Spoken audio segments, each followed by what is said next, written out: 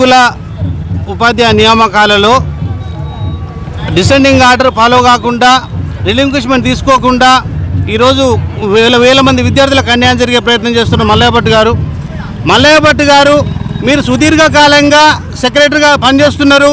ఈరోజు ఉన్నటువంటి 4 గురుకుల సొసైటీలకు ఐఏఎస్ ఆఫీసర్లు ఉంటే ఒక బీసీకి మాత్రం ఐఏఎస్ లేని మల్లయ్య భట్ని పెట్టడం జరిగింది. ఈ మల్లయ్య భట్ తిష్ట వేసుకుని అందులో కూర్చున్నారు. మల్లయ్య భట్ గారిని తీసేయాలి ఇమ్మీడియట్ అంటేనే. ఎందుకంటే గతంలో 2017లో టీఎస్పీఎస్సీ ద్వారా గురుకుల నియామకాలు జరిపినప్పుడు అందులో రిలింక్విష్మెంట్ ఉంటుంది. తర్వాత 2018లో ట్రిప్ ఏర్పాటు చేశారు కేసీఆర్ ప్రభుత్వం, అందులో రిలింక్విష్మెంట్ ఉంటుంది. ఈరోజు ఎక్కడి పోయింది అది? 1998 సబార్డినేట్ రూల్స్లో ఉన్నటువంటిది, అన్ని నోటిఫికేషన్లో ఉన్నటువంటిది ఇందులో ఎందుకుండదు? అంటే మీరు ప్రభుత్వం అంటే 26 కటాఫ్ డేట్ ఇచ్చింది, 25 కటాఫ్ డేట్ ఇచ్చింది, ఈ లోపు తొందరగా రిక్రూట్మెంట్ చేయమన్నది అని చెప్పంటే మీరు ప్రభుత్వానికి చెప్పాలి. మీరు మాట్లాడినప్పుడు ఏమన్నారు?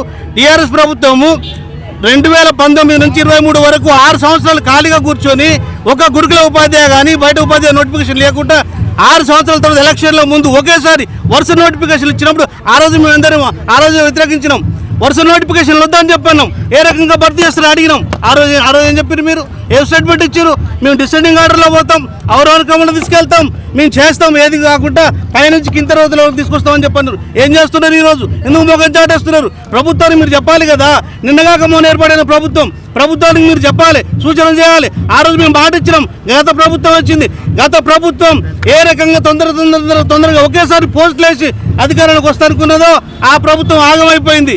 ఈరోజు ఈ ప్రభుత్వానికి హెచ్చరిస్తున్నాం, తొందరగా ఏదో ఇచ్చేసి వెళ్ళిపోదామని చెప్పి మీరు ఆగమైపోతారు. తెచ్చుకుంది మేము కావాలని తెచ్చుకున్నాం. గౌరవ రేవంత్ రెడ్డి గారు ముఖ్యమంత్రి గారిని మేము తెచ్చుకున్నాం కాబట్టి మేము ఉంచుకుంటాం, మీరు ఉండండి. మాకు నిరుద్యోగులకు అందరికీ ఇక్కడ 9210 పోస్టులు అన్ని భర్తీ కావాలి. ఈ డిసెండింగ్ ఆర్డర్ ఫాలో కాకపోవడం వల్ల ఒకేసారి వేయడం వల్ల ఒక్కొక్క అభ్యర్థి సేమ్ సబ్జెక్ట్ ఉంటుంది. ఇవాళ జువాలజీ కానీ, బాటనీ కానీ, ఫిజికల్ ఎడ్యుకేషన్ కానీ ఒకటే సబ్జెక్ట్ ఉంటుంది. కాబట్టి మీరు పెట్టింది పేపర్ 1 కామన్ ఉంది కాబట్టి అన్నింటికి సెలెక్ట్ అయ్యారు. ఇలా డిఎల్ సెలెక్ట్ అయినాడు, జేఎల్ సెలెక్ట్ అయినాడు, పీజీటీ కానీ, టీజీటీ కానీ. ఫిజికల్ ఎడ్యుకేషన్కి వస్తే డిఎల్పీడీ, జేఎల్పీడీ, ఇలా స్కూల్ పీటీ కూడా సెలెక్ట్ అయ్యారు. మరి ఒక్కొక్క అభ్యర్థి 3-4 సెలెక్ట్ అయినప్పుడు ఒక ఉద్యోగానికి చేసి మిగతా చేయకపోతే, రిలింక్విష్మెంట్ తీసుకోకపోతే మిగతా ఒక 3-4 వేలు ఇబ్బంది పడుతున్నారు, ఉద్యోగాలు పోతున్నాయి. కాబట్టి ఖచ్చితంగా ప్రభుత్వాన్ని హెచ్చరిస్తున్నాం, రిలింక్విష్మెంట్ తీసుకొని అందరికి న్యాయం జరగాలి. ఒక్క పోస్ట్ కూడా బ్యాక్ లేకపోయినా కానీ మీరు బ్యాక్ వెళ్ళిపోతారు. ఈ విషయం మాత్రం హెచ్చరిస్తున్నాం. మా ప్రభుత్వం, మా ముఖ్యమంత్రిని కావాలని తెచ్చుకున్నాం. మాకందరికి ఉద్యోగాలు ఇవ్వండి. మీరు అధికారులు ఇంకా 10 ఏళ్ళు ఉండండి, ఇంకా 2 టర్ములు గెలిపించుకుంటాం.